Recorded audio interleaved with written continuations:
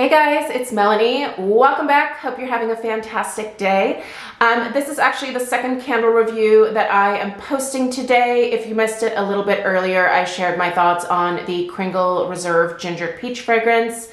I will go ahead and link that review as well as the others that I've done for this upcoming Reserve collection in the description box. You can check out those videos after this one if you are so inclined. I'll also put a link to where to shop with Kringle Candle as well as a discount code. If you're familiar with the Reserve candles, you know that they hardly, if ever, go on sale. So when they launch, they will be their regular price point. You can certainly utilize your rewards if you have any, or you can use my discount code Melanie15. That'll save you 15% off of your purchase. But yeah, the Kringle Reserve fragrances rarely go on sale. Sometimes when they are doing the end of year clearance, I have seen some reserves popping up in there, but it's not usually like the super popular scents that sell out very quickly that end up in the clearance. So anyway, check the description box. There will be some links down there. And in this video, we're going to be discussing the Bonfire fragrance. I wanted to get all of these reviews up prior to the launch, so I have one more to do that will go up tomorrow morning, and that'll be the caramel, cocoa, and toasted fluff. But these are launching this week on the 20th at noon Eastern Standard Time. So I don't know that this collection will sell out. Typically, there's one or two fragrances that do sell out at each of the launches, but I'm not sure with this one if we are going to see any sellouts. Definitely, I think there is a nice variety of fragrances that they are including in this collection, so there seems to be a little something for most people. But I'll be very curious to see your guys' feedback in terms of what you're picking up, if anything, and why or why not. Definitely let me know down below in the comments. And without further ado, let's get into the fragrance description. I'll tell you what I smell. We'll talk strength and throw. And then we will take a look at these wicks because this one is not lit. I wanted you guys to be able to see the wicks after just an average burn so that, again, you can make an informed decision about whether you want to add this or any of the other fragrances to your collection. All right, top notes, pepper and wood. The mid notes are cardamom and ginger, and then the base is amber and fir. First of all, I think the name Bonfire is very, is kind of a very appropriate name for this particular scent because it really does smell. It does smell like a bonfire. It's very interesting. So I've actually been burning this particular candle mostly in our backyard. I have burned it inside the house once just to compare strength and throw to what I'm experiencing out in the backyard. And honestly, it's very similar. If you are familiar with my channel, you know that I typically don't personally gravitate towards these like charred wood or hearth type fragrances. So we do have an outdoor patio where we do have a wood burning fireplace. I wish I could take credit for this whole structure because it's like fabulous, but this was built several owners before us and they just did a really great job with the backyard. And so we essentially live out there. It's like a second living room in our house. We have a TV out there. It is such a great space. And I do definitely burn candles out there. And what I like about that particular area is I'm actually enjoying fragrances like this out there. I typically don't do stuff like this in my house because it is a little bit heavier. It's a very distinct, very kind of masculine fragrance to my nose. And that's just not really what I, necessarily want to smell in my home. But let's get back to these fragrance notes. Okay. Pepper and wood. Okay, first of all, absolutely, the wood note is definitely a charred wood note. It actually reminds me of what the wood in our fireplace smells like the night after we have a fire. And you know how sometimes like all the wood doesn't get burned up during like, a burn session or whatever. And then the next day when you go to like build another fire on top of that, like those leftover pieces of charred wood, like if you smell that, That is the like wood note that I smell in this fragrance. It's a very distinct charred wood note. And what I also really actually enjoy about this one is that pepper component. It really smells like you are sticking your nose into a jar of peppercorns. It's got that like kind of like spicy bite to it in a way.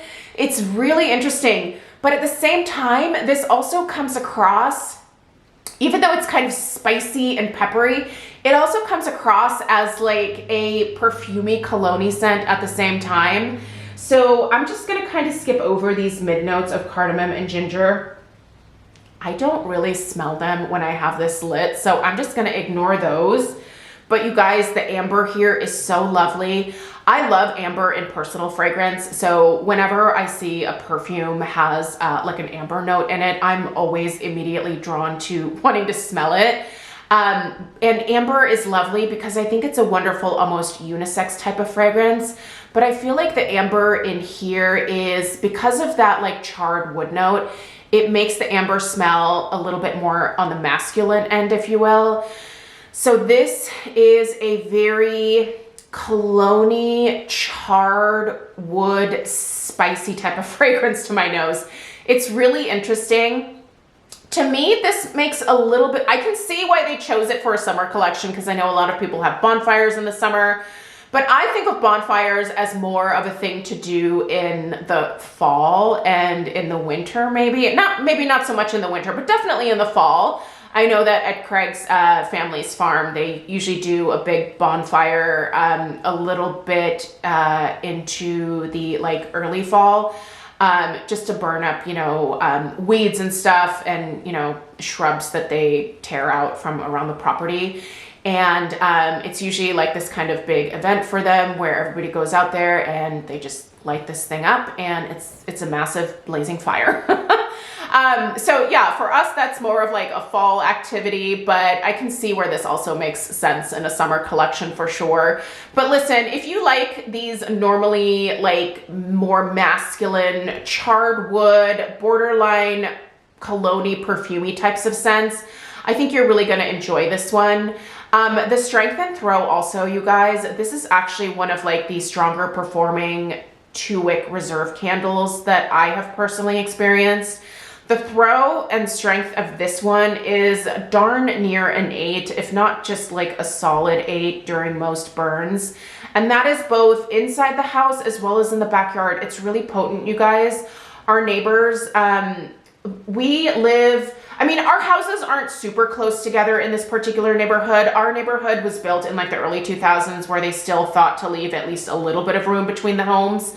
And so like our neighbors are a fair distance away from us, and they have said that they've been able to smell this one when they've been out on their back patio. And luckily they really actually like this scent. But yeah, like I've had my neighbor Lindsay tell me that like she can smell this one at her house. So, and like I said, they're a good distance away from us. So that being said, I'm not going to give it like a strength and throw of 10. I think, you know, just the wind is probably happening to carry it over there, but it's quite a potent fragrance. It's not something that I would burn inside of my house. When I did, it really lingered, and I definitely had to open the windows to kind of air things out because honestly, I like more gourmand and fruity types of scents inside the house. So, you know, that's just a preference thing for me. But if you're looking for a potent one, definitely check this one out.